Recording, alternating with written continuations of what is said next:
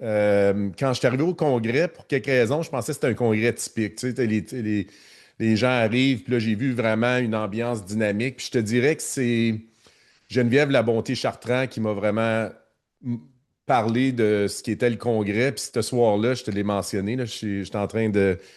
Je suis parti, puis j'ai commencé à modifier ma présentation parce que je me suis dit, OK, je peux vraiment parler de choses que je ne parlerais pas nécessairement normalement, tu sais. Fait que ce que j'ai trouvé du congrès, c'est qu'on peut vraiment exprimer ce qu'on veut sans, puis que c'est vraiment dans un échange. J'ai adoré le fait aussi que c'était hyper interdisciplinaire, puis il y avait du monde de terrain, en plus des chercheurs chevronnés que je connaissais déjà, que je ne m'attendais pas du tout à les voir là. Puis j'ai eu des échanges vraiment incroyables. Tu sais, pour moi, c'est une très belle découverte en 2026. Good. Ah, merci de rementionner ça. C'est toujours, c'est juste parce que j'avais besoin d'un petit réconfort au niveau de mon ego. Fait que... Non, mais écoute, J'espère que sans je te plus l'ai tarder. donné. Oh, oui, c'est parfait. Mais vas-y, écoute, sans plus tarder, je te laisse nous inspirer et nous éduquer aujourd'hui sur un sujet que j'adore, qui est le froid, puis ce que ça peut apporter là, au niveau des bénéfices physiques et des bénéfices mentaux.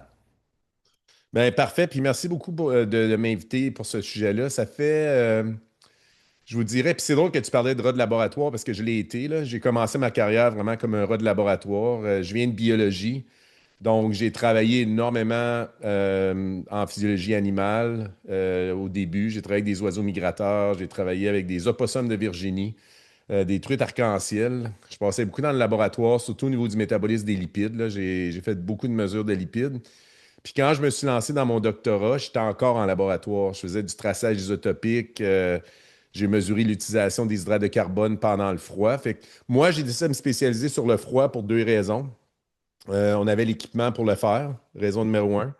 J'ai décidé de me spécialiser sur les hydrates de carbone parce que je savais, comparativement aux lipides, c'était un petit peu moins compliqué, puis je vais faire mon doctorat un peu plus rapidement. Donc, ça a été mon concept initial. Mais je vous dirais que quand j'ai commencé à travailler, à étudier le froid, je me suis rendu compte des retombées super rapidement. Puis, présentement, l'intérêt est complètement démesuré, là. L'intérêt par rapport au froid, ce qu'on en a fait. Je vais vous en parler un petit peu là, parce que tout le concept de ce qu'on trouve dans les médias sociaux en ce moment, puis la déconnexion en fait entre la recherche, qui est toujours vraiment hallucinante pour moi comme chercheur, de voir en fait que toutes les études qu'on a faites pendant autant d'années peuvent être tordues de cette façon-là pour créer quelque chose, des fois, dans les médias sociaux qui va être un peu plus facile à vendre, puis un peu plus accessible, puis c'est correct, là, je veux dire, je pense que ça développe un marché, mais il faut comprendre aussi que des fois, quand on rend ça tellement simple, puis que c'est une solution linéaire, ça devient extrêmement dangereux. Je pense que ce qu'on apprend du terrain, c'est qu'en fait, il n'y en a pas de solution linéaire. On vit dans une matrice.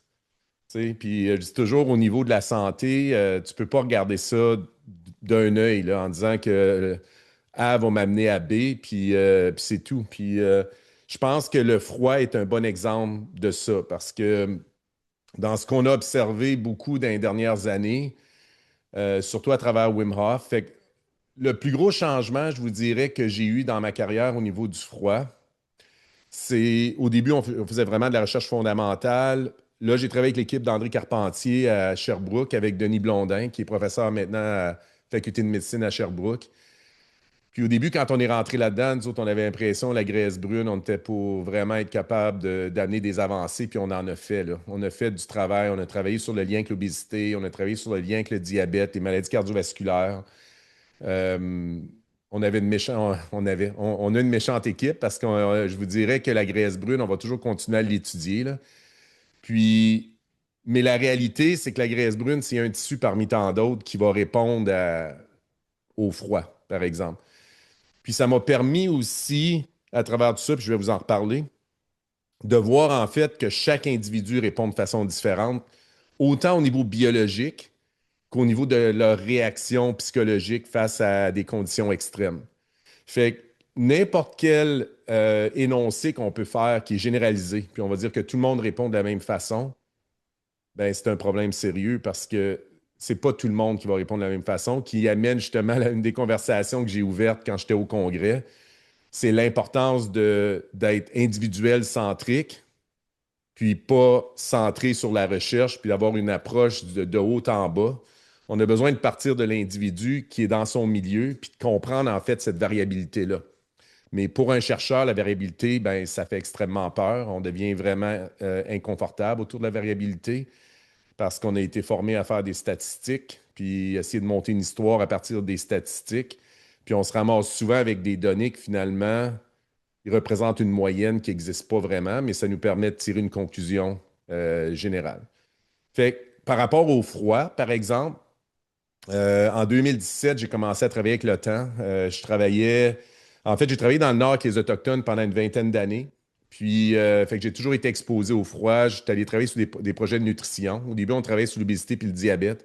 On a rapidement changé vers la nutrition.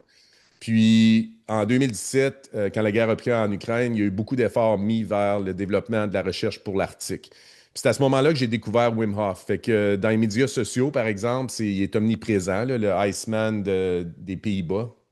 Moi, je le remercie parce qu'il a apporté vraiment énormément de travail dans notre direction, là. Il y a beaucoup d'intérêt par rapport au froid.